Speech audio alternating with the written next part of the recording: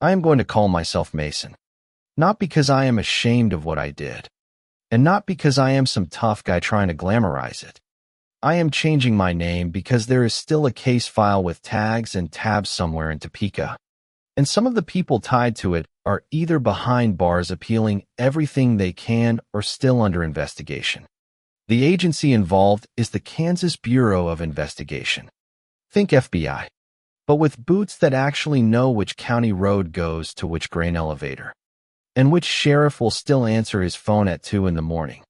If you think the idea of dangerous cults in America is just a scary story we tell ourselves, sit with me for a bit.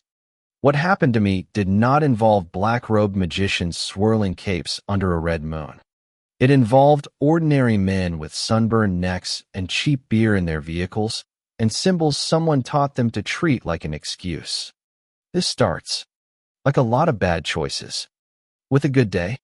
I was south of Clearwater, give or take, in that wide, plain stretch of land where southern Kansas forgets to be anything except its own flat, beautiful self. I had followed a creek because the maps told me it would bend toward older mining ground and then fade into a swampy patch where the satellite imagery turned from green to a splotchy brown. I prefer walking that way, along water. It keeps you oriented, gives you something to look for on the way back, and the running sound slows the mind down. I carry the same small first aid kit I have kept for years. A compact hatchet, a decent folder with a good edge, and a stubborn streak I should have traded for better judgment a long time ago. I move fast. I always have. I am not advising you to do the same. I have rolled more ankles than I can count and skinned more knees than a third grader at recess. On that day, mid-afternoon, the sun low enough to turn the grass heads gold, I saw a shape through the elms that did not belong. Square-sided. Industrial. The kind of place old photographs call a powerhouse.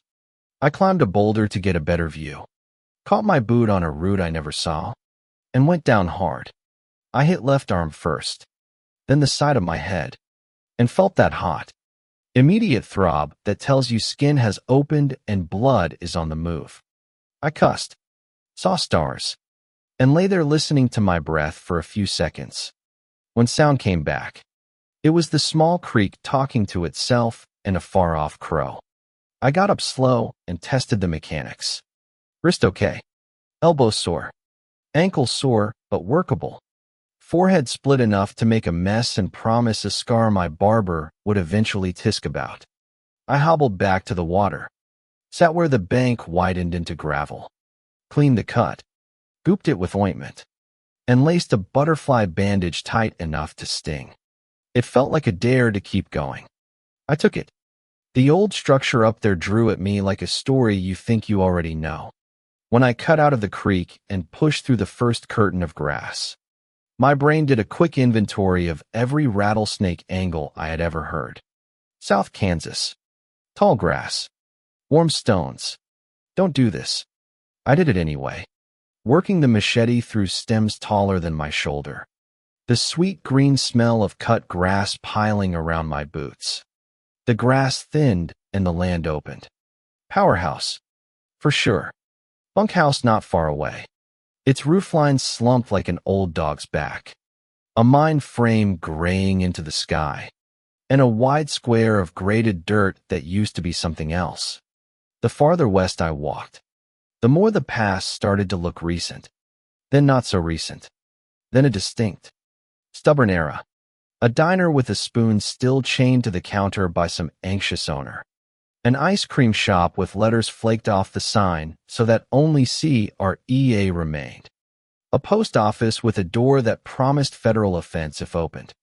A small police building with a metal bench by the intake window. And there, across a Tulane that grass had claimed in seams, a school. 2 stories.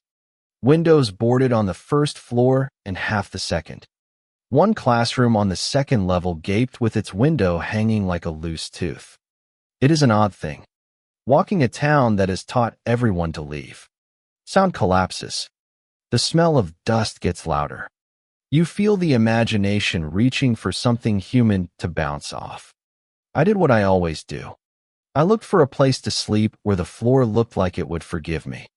A two-story house on a corner had a dry living room and stairs that talked but didn't wobble. I set my little tent in the middle of that floor. I don't make fires on nights like this. You could write a book about ways a fire announces you. And half of it would be about how embarrassed you are when a fire embarrasses you. I ate a granola bar and drank water. Sat in a wooden chair by a window that was mostly window and not rot, and watched the kind of sunset that makes your mind go quiet. That was when I heard the engines. At first, I thought it was a memory disguised as sound. The line of vehicles grew from a whisper to a statement, and then I saw them. Old pickups. 4 of them. In different shades of hard use. A brown van whose paint never did the vehicle any favors. And leading the parade with a shine that did not belong. A black SUV shaped like money and confidence. They turned into the overgrown parking lot of the school and parked in a discipline that looked practiced. Bodies came out of doors. Men, most with shaved heads. Tattoos that looked like they were chosen to be seen. And a posture that said the same thing. My first instinct, honed by years of trouble finding me even when I mind my business, was to go still and small. I watched through my window and did not move because the distance and the grass were my best allies. The man out of the black SUV wore black himself. Slacks. Buttoned down. The kind of black that is more about a statement than about hiding. For with him clustered close like their job involved the word protection. For a while, the group just talked. It was too far to hear anything distinct. I thought drugs. Like anyone would. Money moved between the black SUV side and the brown van side, and the van men went back to the vehicle and opened the rear doors. A boy jumped out. 17. Maybe a year younger. Latino. The men from the van handled him in a way that told me this was not a relative returns the runaway moment. They hauled him across the asphalt to the man in black. There was more talk. Money again. The van left with a kind of speed that also looked practiced. The boy, arms bound behind him, started making the kind of sound people make when they know the future and it is a wall. I wish I could tell you I wrestled with whether to get involved. That the math of it stopped me. That fear arrived as an argument I considered at length. It did not. Fear arrived like a kick. I had already decided to step into it. The problem with calling the police in the middle of nowhere is that you have to know where nowhere is. I had a sense for cardinal directions and a guess about which county I was in. My phone, though, sat there smirking with no signal bars at all. Like a card dealer with nothing to flip but your bad hand. Even if I found signal, I did not know how long it would take help to arrive. I am not a soldier. I did not then have any law enforcement experience. I know a few chokes and throws well enough to keep a drunk off me in a parking lot. I carry a hatchet because a hatchet does what a knife cannot.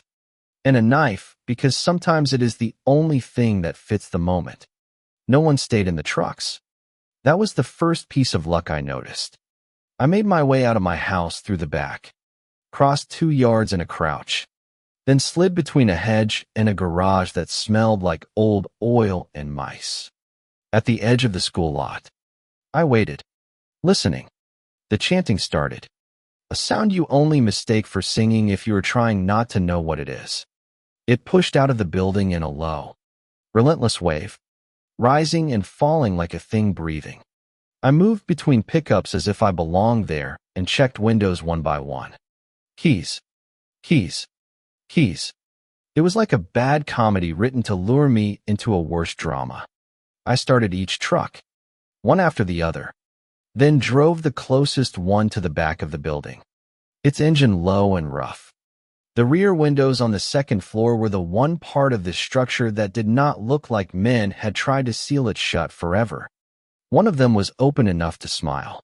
In the back seat of the truck, a half pint of vodka rested like a gift someone forgot. 40 proof. I did not yet know what I would do with it. Put that in your pocket anyway. I did. Climbing with a hurt ankle is like negotiating with a toddler. It is a conversation full of promises you cannot keep. I used the bed of the truck to reach the sill, then the sill to reach the frame, then my breath and my arms to haul myself inside. The room stank of dust and time. Desks were stacked in a corner. Posters hung in strips as if they had melted. My small flashlight threw a tight cone along the floor as I slid it just ahead of my boots. You would not believe how loud every board felt under me. The chanting told me where to go.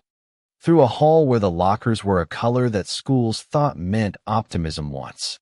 Down a staircase that delivered me to a corridor that smelled damp and painted over too many times. The door was ahead, light leaking in a dull rectangle across the opposite wall. As I inched closer, a man stepped out, his hand wrapped around the handle of a fire axe he took from a metal cabinet recessed into the wall. He turned left and went back into the room as if he had simply gone to check the time. I will not pretend I was brave in that exact moment. I was the kind of afraid that makes you arrange the future in rapid sequences. Fight. Die. Run. Fail. Try anyway. There, right next to the cabinet where the axe had been, was a pull station for the fire alarm.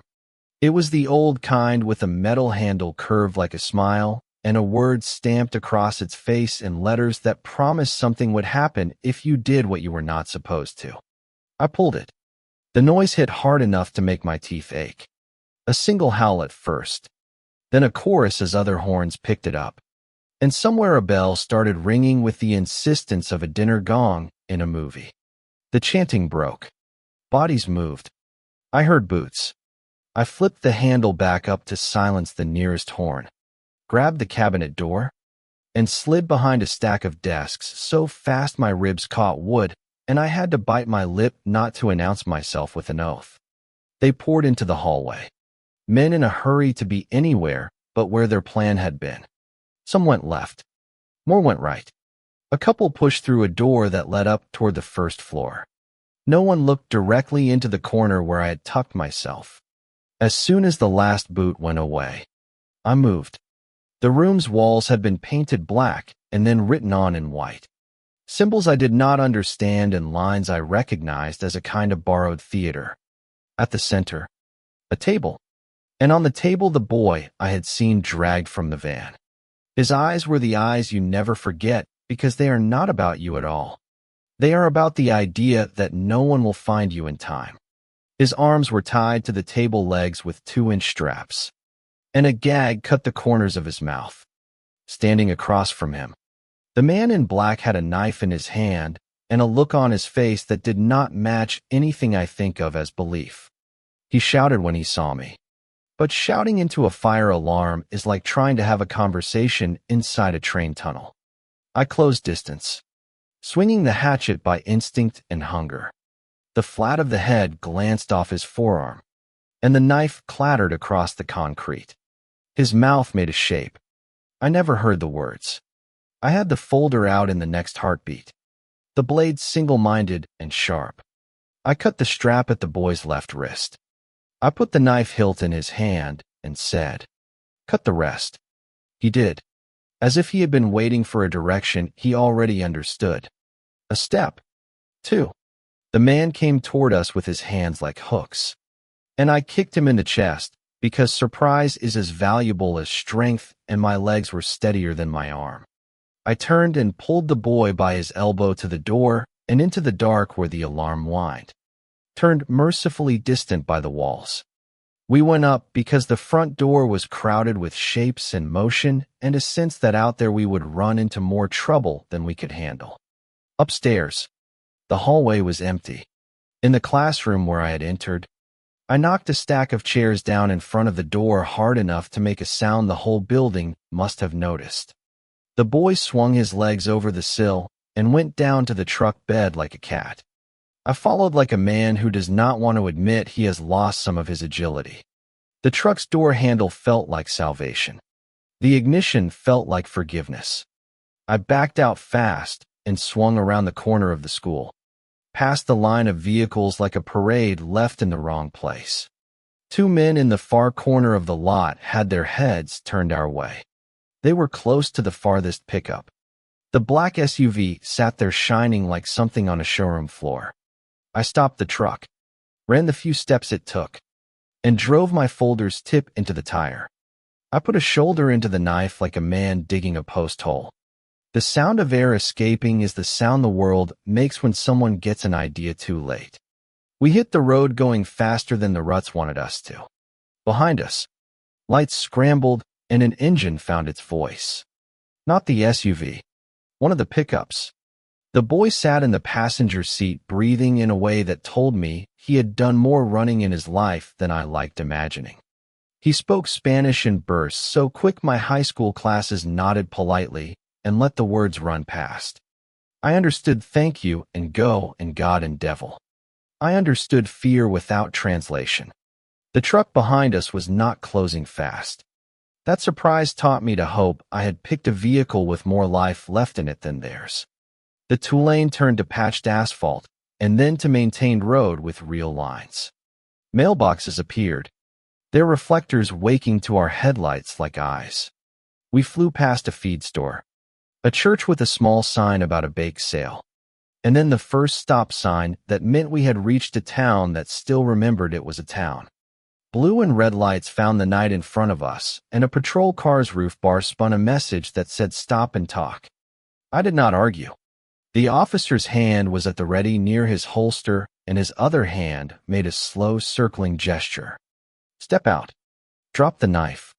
My hands went up and the knife went to the ground, and then everything happened at once in the way a small town knows how to choreograph. Two more cruisers blowing past us on a roar. The boy's voice rising and cracking with words I could not make into anything except urgency. The one officer's voice steady and low and professional. A radio squawking with call signs and more urgency. And then a woman's voice that belonged to someone who had done this before saying keep them there. Keep talking. We are headed back to the school. They brought someone to translate for the boy. His name was Mateo Alvarez. He was not a runaway. He had been taken from Jalisco, brokered across the border by the kind of men who talk about money like they never planned to use it for anything but power. And he had been delivered here to an experiment in cruelty people had dressed up in symbols. The deputy chief who arrived wore a white shirt and the weary expression of a father whose kids were already asking for breakfast before he had poured coffee. The KBI agent with him introduced himself by last name only and listened more than he spoke. Which is how you know the talk matters. They asked me to walk it. I did. I told them about the creek, the boulder, the fall, the way the town looked when you moved through it alone, and the way the trucks had lined up like a roll call. When I told them about the alarm, something like relief flared across the deputy chief's face. When I told them about slashing the tire on the black SUV, the KBI agent let out a breath through his nose and nodded as if this satisfied some private math. They went back with more cars than I had seen in that county in my life. Fire trucks followed, and the wail of their sirens thinned the night, turned it alert. Somewhere after they left, my hands shook. The adrenaline let go. I sat on the curb outside the station while an EMT pressed sterile pads against my forehead and told me he'd seen worse from teenagers with trampolines. The boy sat inside with a blanket around his shoulders and a cup of water that he held like a fragile thing. He kept saying thank you in English to me, and then to the woman at his side, and then back to me, as if multiplying it might make a shield we could both stand under. When the deputy chief and the agent returned hours later, their faces had changed. The middle of the night set had hardened into the dawn after set. They told me what they could, which was not much. They told me what they believed, which was more. That room I had seen with black walls and white marks held more of the same elsewhere in the building. The objects on tables tastefully called ritual paraphernalia and paperwork would be described in open court differently. If the right judge got the right look, The men in the black SUV's orbit included a set of names familiar to the KBI for reasons involving money laundering and a tempered diet of hate. The men with shaved heads would have their day in court. So would others who had shaved their faces and bought nicer shirts. They asked me one more time about why I came in through the window. I told them it was open and it was fast, and I am foolish in exactly the way that makes you go through openings when you know you should not. The agent said that false alarms are not really false when the building is on fire in a different way. The deputy chief asked if I had any firearms on me. I told him no. He said he should tell me to get one. I told him I would think about it. We both knew I already had. I went home. I did not sleep for a day and a half, and then I slept for 12 hours and woke up with my forearms singing and my head a steady drumbeat. I bought better bandages. I took calls from numbers that started with 785. I made statements with a recorder on the table, and then I made the same statements again for a different person with a different recorder. I went on with my life. I do what you do. You cut the grass. You fix the hinge on the pantry. You notice when your body feels like it belongs to you again. A month later, a letter came from Topeka with a copy of another letter inside. A thank you written in Spanish in careful script by a woman who had her boy back. The agent had underlined the phrase that translated to "There are still men who hear." I underlined nothing. I folded the letter back into its envelope and put it in the same desk drawer as my birth certificate and the titles to my vehicles, because some papers tell you who you are in the same way those do. You are probably wondering about the men I saw that night. Some of them were arrested. Some of them fought the charges. Some of them will wake every morning for the rest of their lives at a time of day chosen for them by someone else. I am not naive. That is not the end of anything. Men like that grow in places where a story is offered to them that explains why they are allowed to do what they are not allowed to do. Someone taught them a language that felt like power. Someone sold them a map. Someone told them that if they marked their walls with certain signs, they would be excused from being human. Part of me wants to say, I do not care where it started, only that it ended for that boy, that night. Another part of me knows endings like that are just chapters we are lucky to close. Sometimes I replay it and remove one piece to see what collapses. If I had not fallen, I might have set my tent and slept early and woken to tracks in silence. If the window had been shut, I might have stood outside with the vodka bottle in my pocket and no way to turn the situation without turning it bad. If I had not pulled the alarm, I could be telling you a different story that ends with regret instead of relief. If I had not slashed the SUV's tire, the vehicle behind me on that road might have been new enough and fast enough to taste our bumper and push us off into ditches where the county keeps discarded secrets. The mind loves a counterfactual when it knows how close you stood to someone else's ending. I keep the same kit in my pack. I move the vodka to my pantry where it will stay until I have company who wants to mix it with something that tastes like fruit. I added a first aid course to my calendar and then actually went. I bought a better headlamp. Because two hands free is a luxury you do not understand until one of your hands is holding on to something you do not want to let go of. And I practice pulling the small red handles in public buildings with my eyes only, reminding myself that sometimes the simplest lever in the room is the one the room offers on purpose. People ask me if I am religious. I tell them I have been agnostic about a lot of things most of my life. But there is something about being in the right place to do the right thing that feels designed, in the way a well-planned house feels designed. Every door is where a door should be. Every light switch is where your hand expects it. The staircase opens to the room you hoped it would. That night was built in a way I cannot quite explain. I fell. I stopped to fix myself. I looked up at the right window. I put my hand on the right lever. The boy put the knife to the right strap. The tire took the right puncture, and the right vehicle was just wrong enough. Maybe all that coincidence is just a kind of math we only recognize after we solve it. Maybe it is something else. I do not care what you call it. Call it luck if you like. Call it grace if you need to. Call it what happens when people decide not to be bystanders. I do not hike the way I used to. That is truth.